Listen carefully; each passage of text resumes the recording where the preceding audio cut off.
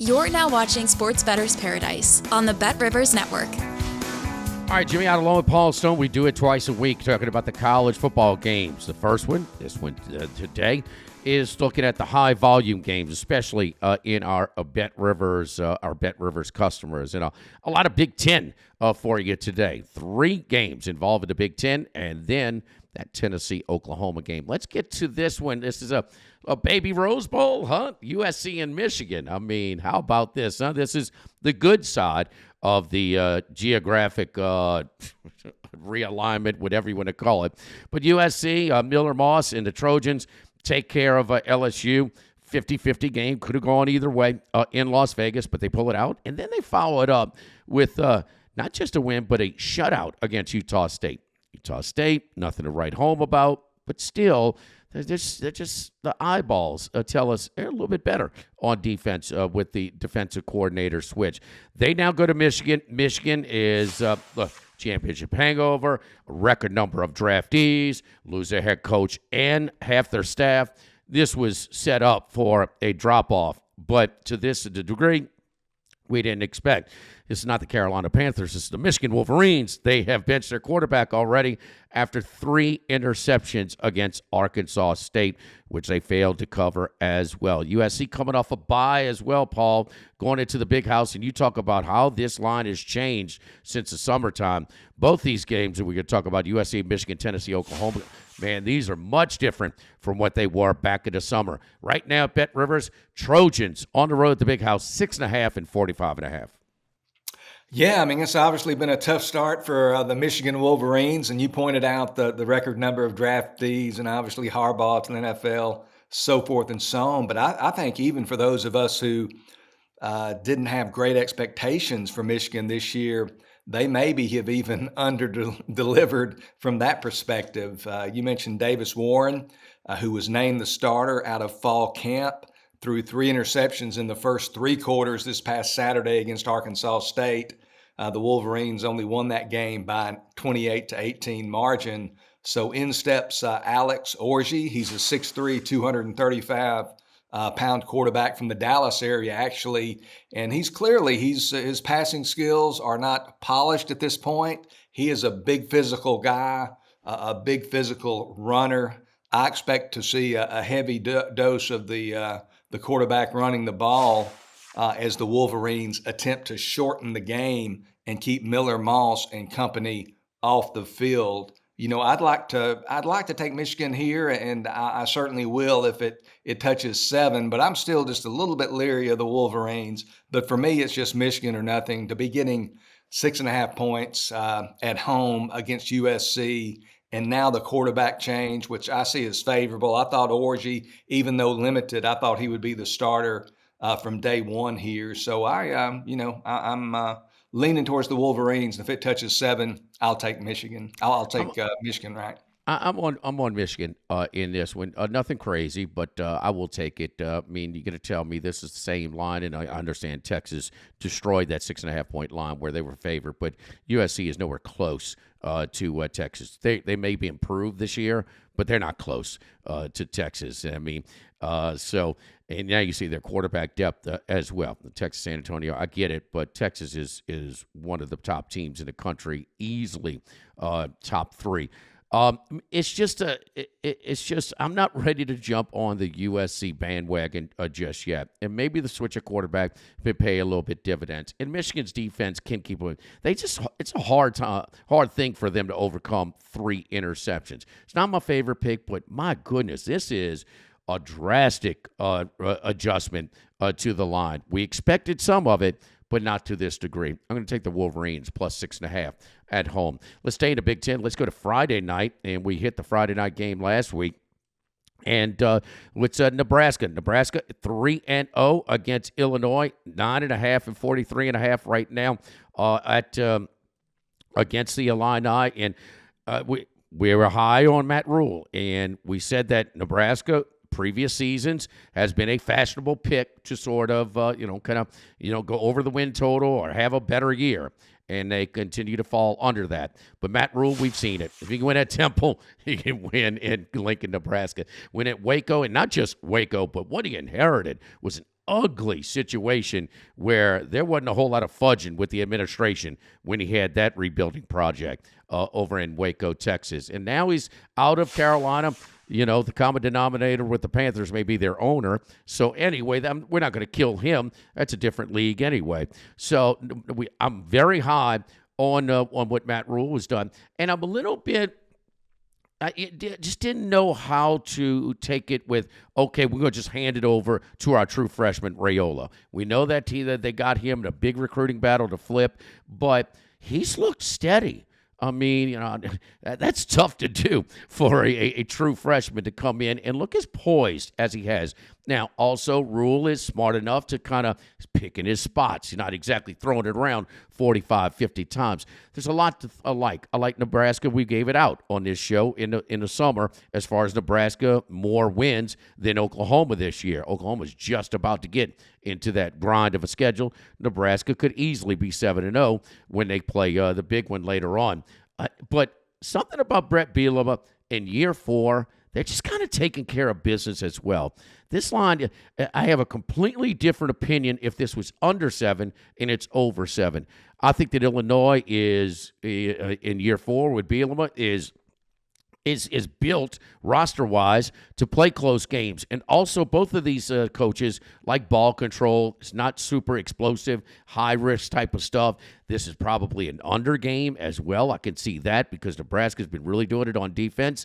I just think that 9.5 is a little bit too high for a Brett Bielema team to go in there and just get, you know, I don't expect them to get housed in this one. So I'm taking Illinois, few too many points in this one, plus 9.5.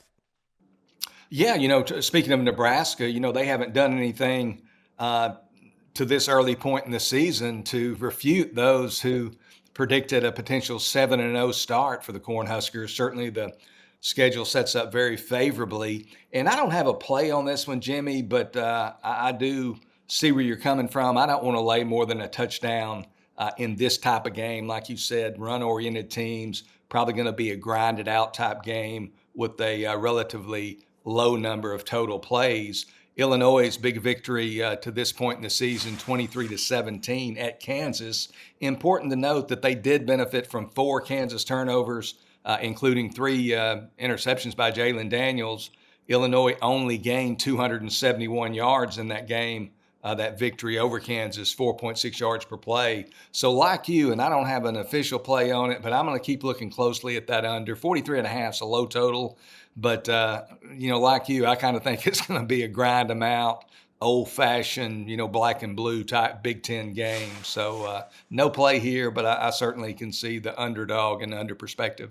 You know, maybe that 6-0 at the bye break for Nebraska, the way Indiana looks early on with their new coach coming over from App State. So they looked really good in the Rose Bowl over the weekend. And Rourke is making a nice – you know, he's making a nice transition from the MAC and Ohio University for Indiana. So we peaked a little bit ahead to Ohio State.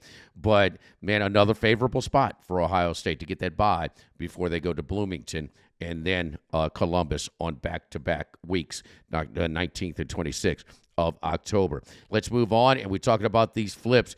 Paul, what was the line back in the summer? I believe it was Oklahoma, about 3 or 3.5. Now it's Tennessee, 7.5, 57.5.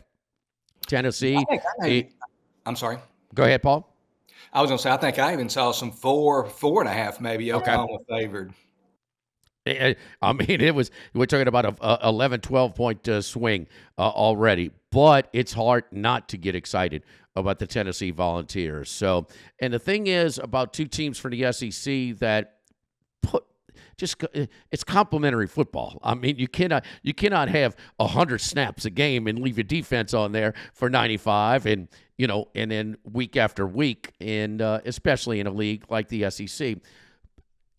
Lane Kiffin and Josh Heupel have their best defenses that they've had. It's not even close since they've been at their respective schools, and they're also just not quite this hyper speed that they were running at some times. We've seen a lot of hyper speed coaches come into the SEC and then kind of downshift as they realize, man, once they go through an entire season and their defensive front is, beat to crap, along the way. But Tennessee, man, they're tough to on the road. 7.5, 57.5. Oklahoma, a respectable double-digit win, a cover against Tulane last week. Where Tulane turned the ball over a couple of times. But how about Tennessee? Not exactly murderer's row offensively, but Kent, NC State, and Chattanooga, they have not scored an offensive touchdown against this Tennessee defense. We knew they had a chance to be a little bit better, and you got to be careful about diving in head first against some of these rent-a-wins. But NC State, man, they outgained them by like 300 yards in that contest and physically whooped them as well. Tennessee at Bet Rivers right now, Paul, 7.5 and 57.5. Yeah, like you. I mean, Tennessee has been just immensely impressive through their first 3 games. And the most surprising, and you touched on it as well, is just their play defensively, especially those defensive tackles. They've gotten so much push with their defensive tackles, just disrupted the opposing offense. And, I don't think we really, we think of the Volunteers as being a ramped up, high-octane offensive type team, but man, they've been good defensively. But again, I think it's important to note, it's come against, like you said, Chattanooga and Kent State and an NC State team that I don't think is quite the team that many of us, including myself, thought they might be this year.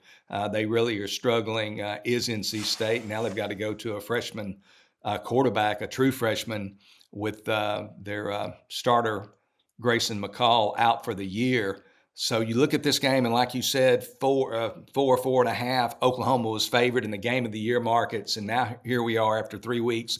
Tennessee, a 7.5-point favorite. Looking at Oklahoma, first-year starting quarterback Jackson Arnold. To be frank and to be fair, he hasn't played particularly well. He doesn't look like the 5-star talent that he was out of high school. He struggled to find his footing. He did run the ball well against Tulane. He rushed for 97 yards. But you just, you look at this game and you look at the Volunteers. Again, this is going to be their first true road game of the season. They did play NC State in Charlotte. Their quarterback, the 5-star Nico Iamaleava, I got pretty close there. It'll be his first road start as well. So Nico has been, pretty much spot on. He's been flawless. I don't know that you could have asked for more through his first 3 starts as a full-time starter this season, but he is going on the road. It is a 6:30 p.m. Central kickoff on Saturday night, so Sooner fans are going to have plenty of time to get lathered up for their old buddy Josh Heupel and their other guests from Knoxville. There are also, and I think this is key, also reports that Oklahoma might get a host of players back who have missed some time already this year, most notably wide receiver Nick Anderson and starting center Branson Hickman, who transferred over from SMU, where he was a second-team All-American Athletic Conference pick last year. So they're going to get some good folks back. I ran out of time. I was researching how many times has Oklahoma been a home underdog, say, in the last quarter century, and I only got back to 2001. But over the last 24 seasons, they've only been a home underdog one other time. And they're getting 7.5 points here. And it's just too much to pass up. As dominant as Tennessee has looked, funny things happen on the road. You have a turnover, something happens in the kicking game. They're not going to do Nico any favors. The crowd, there's going to be noise. There's going to be disruption. So I'll take Oklahoma plus 7.5 over Tennessee here.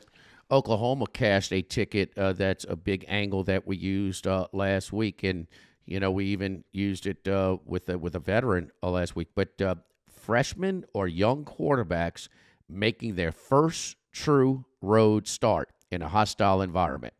And that's what Nico's doing here. That was a split gate in Charlotte for the NC State game. So he started the bowl game. That's neutral site. Here we go. It's the same thing for the freshman quarterback for Tulane last week. And he turned the ball over a couple of times in his first true road start. And we're not talking about one of these, 25,000 seat stadiums. Okay, we're talking about every seat's going to be filled in Oklahoma, and you throw that in there. How about that historical in the century? This century, there, just an underdog at home for the second time and catching more than a touchdown. You tell you where all of the public, and look, Tennessee can't look any better. I mean, they what they've played, they cannot look any better. There's no doubt, and they really do like Nico, and Nico looks like he's off to a better start than Jackson Arnold in their young career as a full-time starter. But it's something about that first road start, man. And, we even saw it last week with Garrett Nussmeier in Columbia, South Carolina. We figured he'd been around it long enough, but it's his first road start. He had 2 pick sixes that were nullified for late penalties, roughing the passer penalties. So he had some a little bit of some adversity, certainly. So that's an interesting angle as well, and we use it for a long, long time. So Oklahoma plus the 7.5 against Tennessee. That is scary to get in front of that Tennessee machine right now. There's no doubt. All right, let's go to the Big Ten again, and Iowa and Minnesota. This isn't out at Iowa City. I'm sorry, it's at Minneapolis, St. Paul. 2.5 and 36.5. 2.5, 36.5.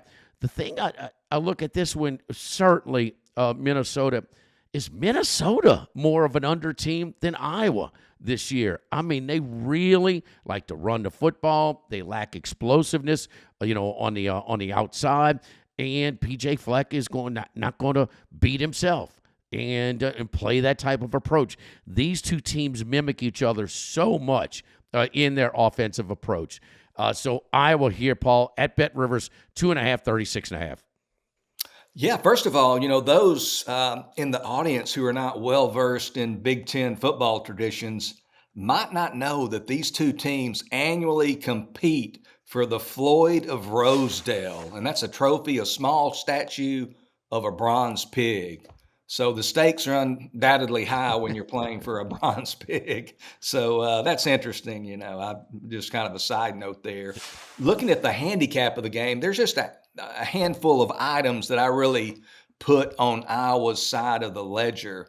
First of all, Iowa, both teams have one loss, but I think Iowa entered the year with some playoff aspirations.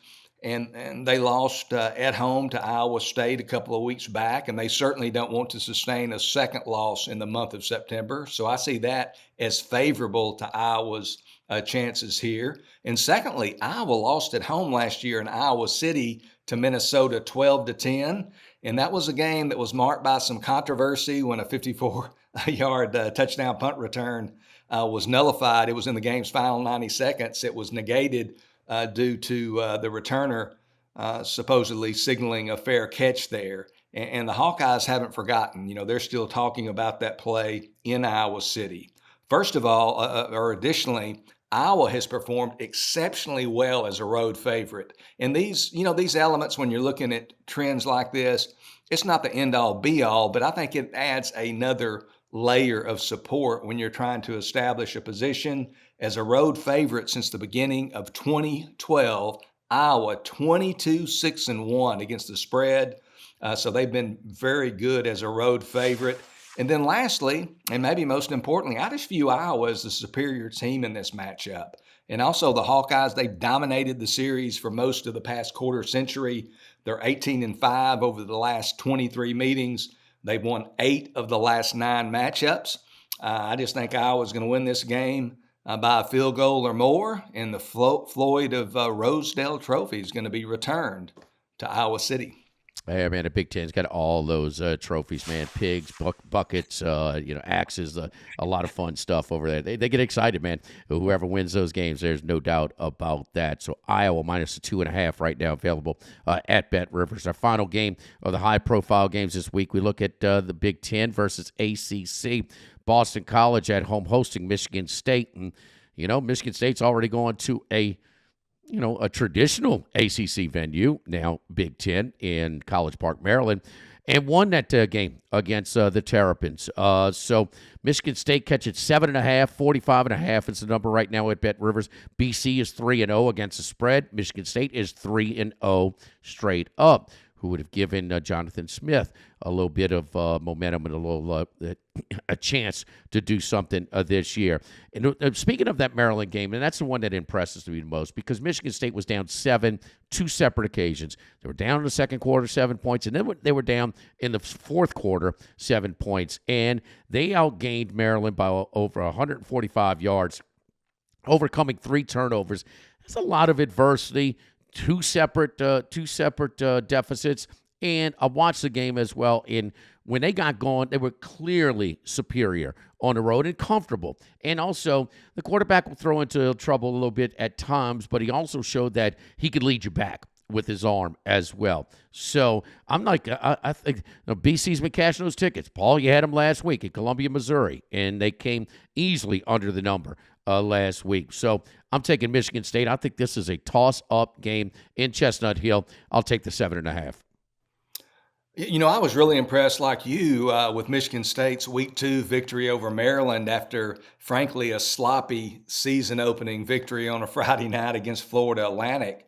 And they beat Maryland as an 8.5-point underdog. And you mentioned the play of their young quarterback, Aiden Childs, in that game. He threw for 363 yards against a pretty decent Maryland defense. He's a young quarterback. He has been, as you mentioned, up and down. He's only a true sophomore last year at Oregon State. He played sparingly. Then he followed his head coach, Jonathan Smith, to East Lansing. So now the starting quarterback for the Michigan State Spartans. He has a true freshman receiver who's kind of been established as his go-to guy, and that receiver, Nick Marsh, he had 8 catches for 194 yards against Maryland. So be interesting to watch him the next few years there for Michigan State.